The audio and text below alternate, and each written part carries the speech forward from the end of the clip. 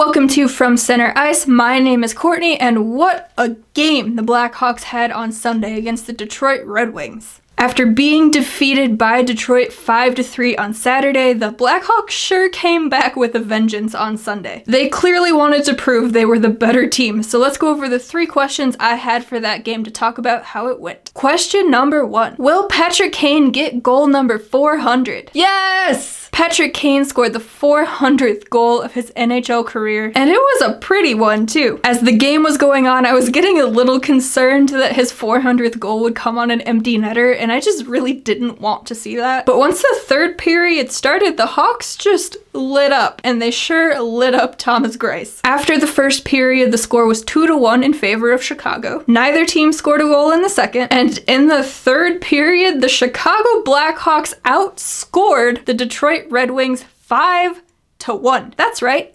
outscored, not outshot. The Hawks scored 5 goals in the third period alone. They beat Detroit 7-2. They certainly were not messing around. 9 minutes and 10 seconds into the third period, Patrick Kane had the puck in the zone. He outweighted the defender that was just sliding by on his belly, and he sniped the puck past Thomas Greiss. And it was assisted by none other than Alex DeBrincat. That goal made it 5-1 Chicago. Unfortunately, it wasn't the game-winning goal. That would have been the extra cherry on top, but I'm kind of glad it wasn't the game-winning goal because that would mean they allowed Detroit to score 4, but instead they kept him at 2 goals against. So, Kane, you can only have so many good things. But he got goal number 400. He is the 100th player in NHL history to do that. So, congratulations, number 88. Question number 2. Will they capitalize on their chances? I'd say so. Again, it was 7-2. That's a lot of goals. When they played on Saturday, they did lose, but they were still getting scoring chances. They were getting shots at the net. Jonathan Bernier was just playing out of his mind. So going into Sunday, you hope that they continue playing off of that and they can just score on some more of their chances. And they certainly did that, which is fantastic to see because it would have been a very bad thing for the Hawks if they had lost 2 straight to Detroit. Nothing against Detroit, but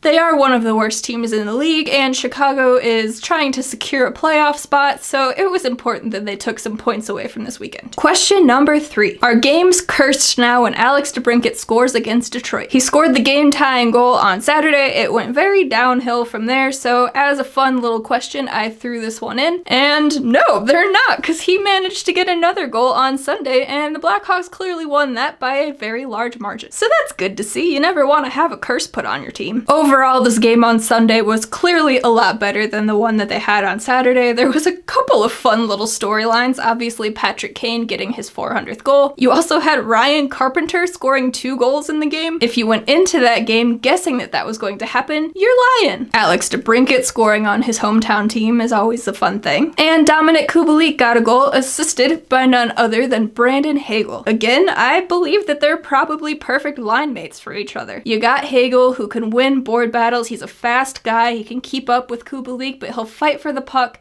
And if Kubalik can just get to the open space, he will get the puck and he can put it in the back of the net. And that's exactly what he did on Sunday. So I'm glad to see that they're still playing together on the same line. I hope that continues. I would like to see what kind of damage they can do over a full season, or what's ever left of this season at least. Malcolm Subban got the loss on Saturday, so Kevin Lankinen was back in net, and he made a career high 44 saves on 46 Detroit shots. So it's not like Detroit only got 2 goals because they weren't trying very hard. There were stretches of the game where Detroit looked very good. Kevin Lankinen was just better. Especially in that first period where Detroit got 21 shots on goal compared to Chicago's 12. And if you recall, I said they came out of the first period and the score was 2-1 Chicago. Because hockey is weird. But it was good to see the Hawks go off for 7 goals. It was good to see Kevin Lankinen have a great game in net, only allowing 2 on 46 shots. Because up next, they have a 3-game series against the Tampa Bay Lightning. So let's jump into my 3 questions about game number 1. Question 1. Will they allow less than 5 goals? They allowed 2 goals on Sunday, and yes, while Kevin Lankinen faced a lot of shots, they were not shots from the Tampa Bay Lightning. That is going to be be a much tougher task. If you recall, the Blackhawks opened up the season against Tampa, and those 2 games were part of, obviously, the first 4 games of the season where they allowed 5 goals apiece. They haven't faced Tampa Bay since, so have they actually gotten better? Can they allow less than 5 goals? In Tampa's last 4 games, they've scored 4 goals, 3, 3, and then 5. Before those 4 games, they were shut out by the Carolina Hurricanes. So while it is possible to keep them off of the score sheet, it's not very likely, and this is a team that can score a lot of goals. The defense is going to have to be on top of their game, the forwards are going to have to help them out, and our goaltenders are going to have to put in work. We'll see if they can do it. Question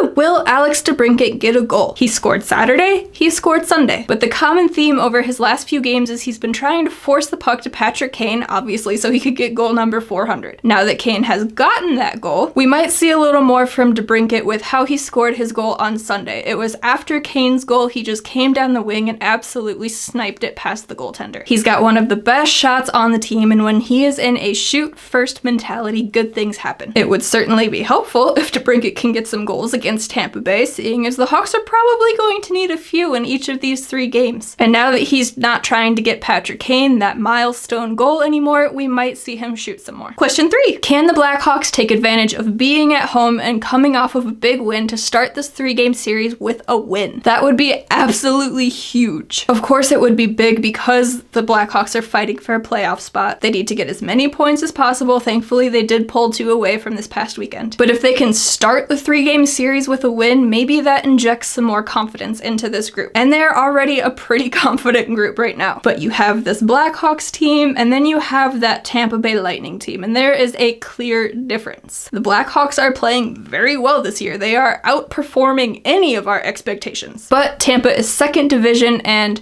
they do have a game tomorrow against Dallas, but as of right now, their record sits at 14-4-1. The Blackhawks do have 12 wins on the season, but they've also played in 4 more games than Tampa. So if they don't want this 3-game series to completely derail their season, and this is a rough month for the Blackhawks. They play Tampa, then they go to Dallas, then they play the Florida Panthers, then they play Tampa again, then they play Florida again, and then they face off against the Nashville Predators and end the month with a game against Carolina. So that's a rough schedule, and if they do want to be successful after this 3-game series, or maybe during this 3-game series, I would highly recommend they start with a win on Thursday. So those are my 3 questions for the first game of this 3-game series against the Tampa Bay Lightning. I am very interested to see the Blackhawks face off against them again, because we haven't seen them since those first 2 games of the year, and this is clearly a very different team now. Roster-wise, they're pretty much the same, but there is a clear difference between how this team is playing now and how they were playing to begin the year. So I'm curious what that looks like against some of the better teams in our division. Those teams also happen to be some of the best in the league. And while those teams are better than the Blackhawks, sometimes the better team doesn't always win. Sometimes it's the team that can just grind out a win. A team that's playing with some confidence. You never know. Hockey's weird, just like how Tampa Bay got swept by Columbus in the playoffs a few years ago. So, do you have any questions for this team heading into Thursday night's game against Tampa? What about observations from the season as a whole? I would love to hear them. Please leave them in the comments down below. If you want to hear more from me or from Center Ice, you could head over to FromCenterIce.com. Keep up with all the latest podcast episodes, game recaps for the Ice Hogs, game previews for the Blackhawks, and some other fun stuff. You can also follow us on social media. The links to all of those pages are in the description. All of that being said, thank you so much for tuning in. I greatly appreciate it, and let's see how the Hawks play against Tampa. I will catch you after game number 1. Bye, guys. Thank you all for watching. Please hit that subscribe button to catch more From Center Ice content. If you could, hit the like button on this video, maybe share it with a friend or 2. And while you're here, check out the podcast playlist and catch up on some old episodes. We will catch y'all next time. Bye!